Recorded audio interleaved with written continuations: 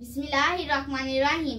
Dear fellows, George Maxwell ने कहा था, readers are leaders, meaning thereby कोई फर्द, कबीला, कौम या मुल्क अपनी जिंदगी में रीडिंग को अपना लेता है, यानी पढ़ना पढ़ाना अपना शौक बना लेता है, तो उस फर्द, कबीला, कौम या मुल्क को दुनिया की रहनुमाई सौंप दी जाती है। इल्लामा इकबाल रहमतुल्लाह अलैह ने इस फलसफे को जवाब शिकवा में कुछ इस तरह बयान किया है। बाप का इल्म न बेटे को अगर अजबर हो, फिर पिसर काबले मेरासे पितर क्यों कर हो। अगर आप अपने बच्चों को आला इल्म सिखाना चाहते हैं तो उन्हें बचपन से ही रीडिंग की आदत डाल दें, ये उनकी फितरत का हिस्सा बन जाए। आज हम एक बुक रिव्यू करेंगे जिसका नाम इकिगाई है। मैं अपने बाबा से इसके मुतालिक कुछ पूछना चाहूंगी। अस्सलाम वालेकुम बाबा। वालेकुम अस्सलाम बेटा। बाबा, मेरा सवाल है कि इस बुक का मौजू क्या है, इसका मोरल क्या है और इसमें कौन कौन से लेसन्स हैं। बिस्मिल्लाहिर्रहमानिर्रहीम। बेटा, आज जिस किताब का आपने इंतखाब किया वो इंतहाई अहमियत की हामिल है, और अगर मैं यूं कहूं तो ये बेजाना होगा कि ये जिस मौजू के साथ रिलेट करती है वो पाकिस्तानी कौम के 99% लोगों का इशू है। इकिगाई बेसिकली एक रिसर्च है जो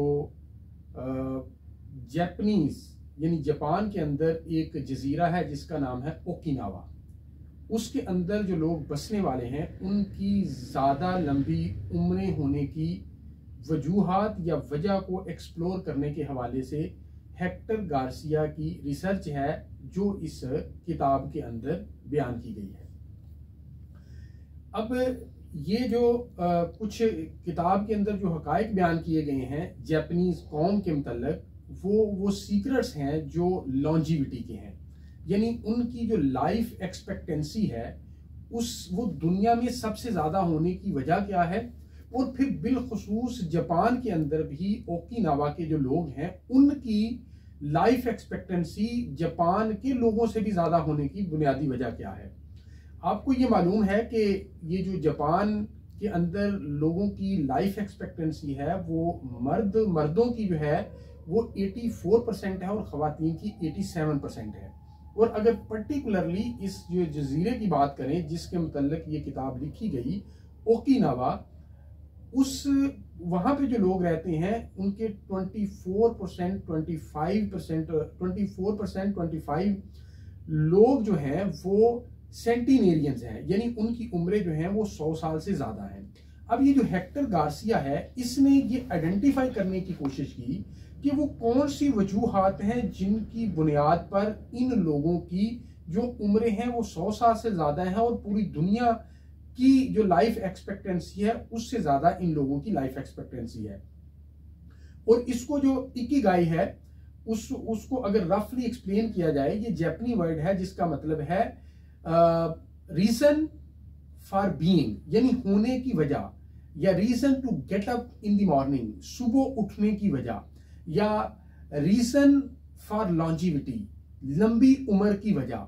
तो ये जो इकिगाई है इसको जब उसने वहां पे एक्सप्लोर करने की कोशिश की उस ओकिनावा के अंदर, तो उन्होंने कहा कि मैंने ये चीजें ऑब्जर्व की कि वहां की जो लाइफ है वो सिंपल है, वहां की जो क्लाइमेट है वो सब ट्रॉपिकल है, यानी एवरेज क्लाइमेट है, ना ज्यादा गर्म है ना ज्यादा सर्द है। उनकी जो डाइट है वो हेल्थफुल है, और इसी तरह उनकी जो जिंदगी गुजारने का अंदाज है वो कम्यूनल इन नेचर है, यानी वो लोगों को कम्यून की शक्ल में जिंदगी गुजारते हैं और वीकली या फोर्टनाइटली वो लोगों को मिलते हैं और एक दूसरे के साथ एक्सचेंज ऑफ आइडियाज करते हैं।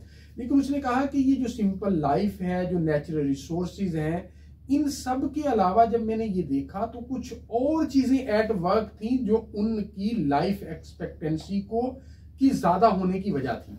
वो जो 4 चीजें उसने बताई हैं, उनने ये कहा है कि अगर ये 4 चीजों में से एक चीज भी माइनस हो जाए तो वो जो माइनस होगी वो आपकी पोटेंशियल ऑफ लाइफ को टैब करने के हवाले से और उसको एक्सप्लॉइट करने के हवाले से आपकी जो कुव्वत है, पोटेंशियल है, उसको कम कर देगी।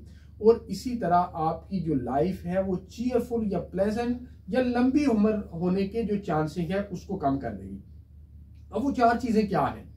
जब आपको उन 4 चीजों को देखेंगे तो आपको ये महसूस होगा, जो भी दोस्त अहबाब ये सुन रहे हैं, कि वो कहीं ना कहीं इन 4 चीजों में से किसी एक चीज को लैक कर रहे हैं।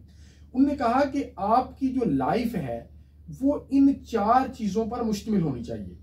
पहली क्या है कि आप जो काम कर रहे हैं उसके लिए आपका पैशन होना चाहिए, आप पैशनेट होने चाहिए, यानी you must love that thing जो आप कर रहे हैं।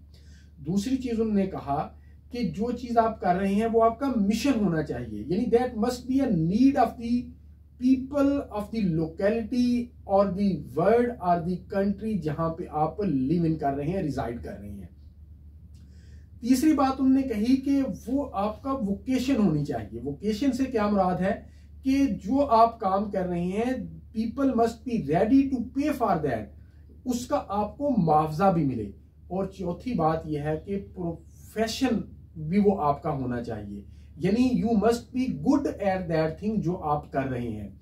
जब आपका जो आप काम कर रहे हैं उसके लिए आप लव करते हैं, यानी वो आपका मन चाहता है, तो वो आपका पैशन बन जाएगी। और अगर वो लोगों की जरूरत है तो वो मिशन बन जाएगी। अगर लोग उसके पे करने के लिए तैयार हैं तो वो आपका वोकेशन बन जाएगी।